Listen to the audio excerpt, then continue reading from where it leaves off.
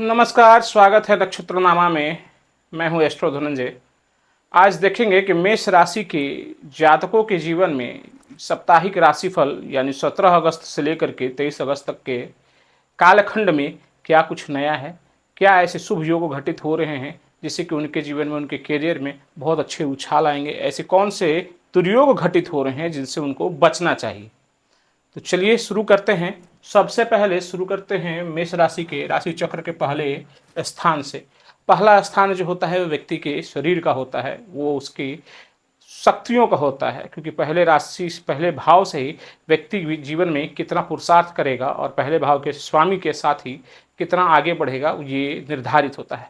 तो राशि चक्र के पहले राशि के स्वामी मंगल जाकर के पराक्रम भाव में बैठे हैं, जो कि पराक्रम का है, छोटे भाई बहनों का है, छोटी यात्राओं का है, डील्स का है, शेयर मार्केटिंग, सेल्स और मार्केटिंग का है, कम्युनिकेशन का है। तो लग्न के स्वामी मेष राशि के स्वामी यहाँ पर आकर पराक्रम भाव में बैठे हैं, तो पराक्रम भरा हुआ सप्ताह रहने वाला है। बहुत ज़्यादा एनर्जेटिक महसूस करेंगे आप, नए नए प्रोजेक्ट आपको मिल सकते हैं, नए डील आप क्रैक कर सकते हैं, छोटी यात्राएं आपके लिए सुखद हो सकती है।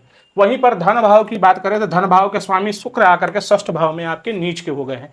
ये थोड़ा सा एक चिंताजनक विषय है जो कि आपके लिए अच्छा नहीं है, क्योंकि धन का स्वामी षष्ठ भाव में, वो भी नीच का। छठा भाव कर्ज का है, शत्रुओं का है, बीमारियों का है, और दूसरा भाव धन का है। तो अब यहां पर धन की हानि होती हुई प्रतीत हो रही है, इससे आपको बचना है। कर्ज अगर लेना है, भूमि मकान, शुक्र भूमि मकान वाहन के भी कारक होते हैं, अगर इस विषय के लिए आपको कर्ज लेना है तो कर्ज ले सकते हैं। ये अच्छा योग बन रहा है। यहाँ पर कर्ज लेकर के भूमि मकान वाहन का सुख आप ले सकते हैं, क्योंकि आपके चौथे घर में पहले से ही देव गुरु बृहस्पति विराजमान है, वो भी उच्च राशि के, भूमि मकान वाहन के सुख मिल रहे हैं। इसके लिए आप कर्ज ले लो, ठीक है, लेकिन सेहत का आपको विशेष ध्यान रखना है, साथ ही वाणी का भी विशेष ध्यान रखना है। कहीं ऐसा ना हो कि अपने वाणी के कारण बनते हुए कामों को आप बिगाड़ लो। इसके अलावा किसी भी प्रकार के निवेश से आपको थोड़ा सावधान रहना है। किसी भी प्रकार के बड़े निवेश में आप जा रहे हैं, शेयर मार्केट ट्रेडिंग्स में जा रहे हैं, तो आपको डॉक्यूमेंट्स को अच्छे तरीके से वेरीफाई करना है कि क्या अच्छी चीज़ें उसमें हैं या कहीं कुछ ऐसी कॉन्स्पिरेसी तो नहीं हो रही है जिसके कारण से आगे चल करके आपको मुसीबत का सामना करना पड़ सकता है। तीसरे भाव के स्वामी की अगर हम बात करें, तीसरे भाव में आते हैं, तो तीसरे भाव के स्वामी आपके बुध है, पराक्रम भाव के स्वामी आकर के चौथे भाव में शत्रु राशि के, हालांकि इनकी कंफर्टेबल जोन में नहीं है, शत्रु की राशि है। ये इंटेलिजेंट के देवता है और ये इमोशनल हाउस है, कर्क राशि। तो यहां पर आकर के बुध बैठेंगे, थोड़ा सा इमोशनल सिचुएशन आपके लिए अच्छा नहीं रहेगा। विजडम आपको बहुत अच्छा सपोर्ट नहीं कर रहा, लेकिन फिर भी डिसीजंस लेते समय चूंकि गुरु साथ में बैठ गए हैं तो यहां पर आप मैनेज कर सकते हैं। इसलिए कभी भी कोई भी, इसलिए मैंने पहले ही स्थिति में बता दिया कि इसके स्वामी यहां पर बैठे हैं, डिसीजन लेते समय बहुत सोच समझ कर डिसीजन लेना है, भावनात्मक रूप से डिसीजन नहीं लेना है। ये फिर से कंफर्म हो रहा है, तीसरा का स्वामी आगे कर्क राशि में बैठा है, यानी इंटेलिजेंस अभी आपकी कुछ दिनों के लिए स्थिति बहुत अच्छी नहीं है। तो थोड़ा सा संयम बना करके, सोच समझ करके ही आपको डिसीजन लेना है। यहाँ पर गुरु बैठ गए पत्रिका में भाग्य भाव के स्वामी, और साथ ही व्यय भाव के स्वामी आकर के चौथे भाव में बैठ गए। ये फिर से सुनिश्चित कर रहा है कि भूमि मकान वाहन के जो अगर पेंडिंग कुछ काम है तो वो आपके लिए बहुत अच्छे घटित होने वाले हैं। भूमि मकान वाहन के आपके लिए अच्छे स्रोत खुल रहे हैं। समस्या यहाँ पर फिर से आ गई है, सूर्य जो है आपके पंचम के स्वामी होकर के पंचम में बैठे हैं, लेकिन केतु के साथ बैठे हैं, तो ग्रहण वाली स्थिति बना रहे हैं। तो यहाँ पर थोड़ा सा ईगो क्लेश हो सकता है। अगर आपके संतान बड़े हो चुके हैं तो संतान के साथ थोड़ा सा मतभेद नहीं होने देना है आपको। उनकी कुछ बातें आपको चुभ सकती हैं, उससे बचना है। संतान है, ठीक है, समय स्थिति बन रही है। साथ में अगर आप विद्यार्थी हैं, शिक्षा से जुड़े हुए हैं, तो यहाँ पर कोई भी लीगल डॉक्यूमेंट्स जिसकी आपको जरूरत हो सकती है, जैसे कि दूर दराज कहीं पर जाकर एडमिशन लेना है, उस प्रकार की स्थिति में यहाँ पर थोड़ी सी समस्या दिख रही है। थोड़ा सा कैजुअलनेस हो सकता है आपकी स्टडी में। तो अगर किसी चीज़ की गवर्नमेंट सेक्टर की प्रिपरेशन कर रहे हैं तो थोड़ा सा आपको अधिक समय यहाँ पर देना होगा। सूर्य केतु का जो ग्रहण है, ये थोड़ी सी स्थिति आपकी यहाँ पर जो है आपके फेवर में नहीं है। पंचम भाव बुद्धि का है, ज्ञान का है, संतान का है, और साथ में ये नवम से नवम है, तो ये आपके पूर्व पुण्य भाव का भी है। तो यहाँ पर ये सूर्य केतु का युग, सूर्य तो यहाँ पर ठीक है, अपने राशि के हैं, मजबूत है, लाभ देने का प्रयास कर रहे हैं, लेकिन केतु जो है वहां पर पीड़ित कर रहे हैं सूर्य को, जिसके कारण से सूर्य अपना पूर्ण लाभ नहीं दे पाते हैं। क्या होता है कि सूर्य ऐसे ग्रह हैं, या कोई भी ग्रह जब पीड़ित अवस्था में हो जाए तो उसके ऊपर एक विशेष प्रकार का दबाव बनता है, जिसके कारण क्या होता है कि जब भी वो अपने रिजल्ट्स देने की कोशिश करता है, से फॉर एग्जांपल आप एग्जांपल के तौर पर ले लीजिए, कोई भी एक थैला है जिसमें आपने एयर टाइट कर दिया है, जब उसके ऊपर बहुत ज़्यादा प्रेशर क्रिएट करेंगे तो उसके जो रिफ्लेक्शंस होते हैं वो कुछ डिस्ट्रॉयर के रूप में होते हैं, अच्छे नहीं माने जाते हैं। तो वैसी स्थिति बन रही है। छठे भाव का जिक्र हमने कर लिया है।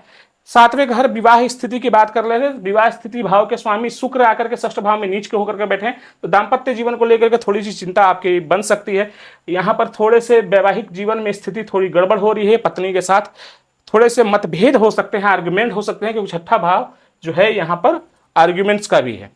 वहीं पर छठे घर में जाने से यहाँ पर आपके पार्टनरशिप में भी अगर कोई काम कर रहे हैं तो उसमें भी आपको बहुत सहज और सजग हो जाना है।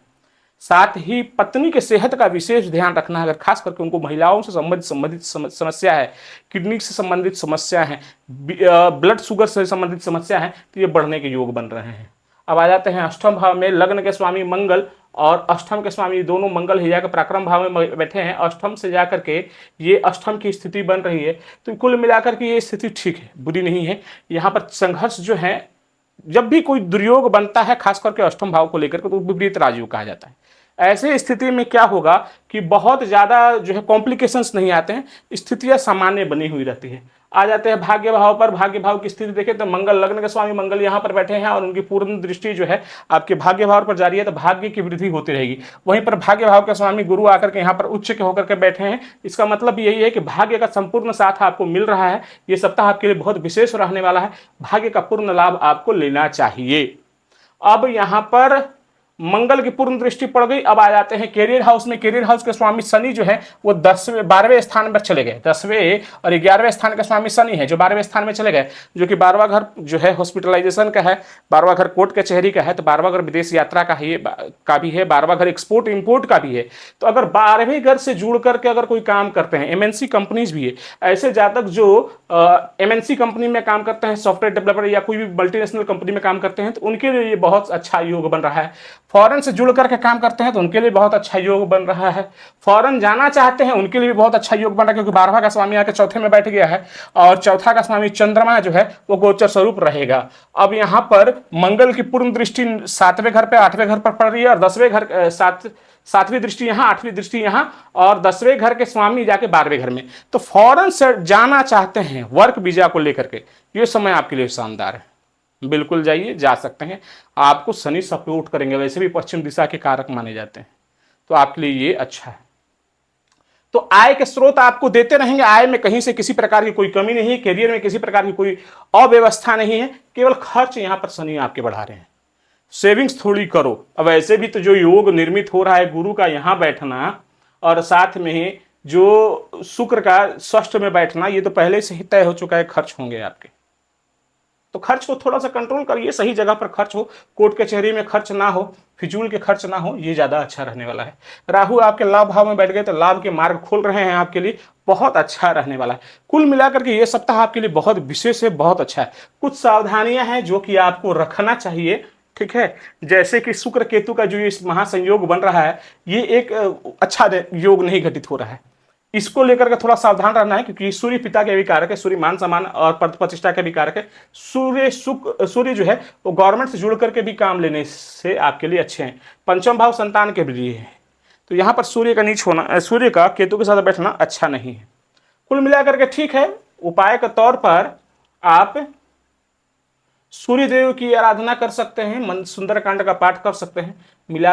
कुल मिलाकर की स्थिति आपके लिए अच्छी है। चैनल पर अगर आप नए आए हैं, इससे पहले आपने चैनल को सब्सक्राइब नहीं कर रखा है, तो चैनल को सब्सक्राइब कर ले, देख ले।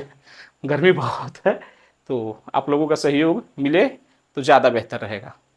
कमेंट करें, जो भी स्थिति बन रही है आपके जीवन में, जो घटना चक्र है, कमेंट करें। कमेंट में हम आपको रिप्लाई देने का पूरा प्रयास करेंगे।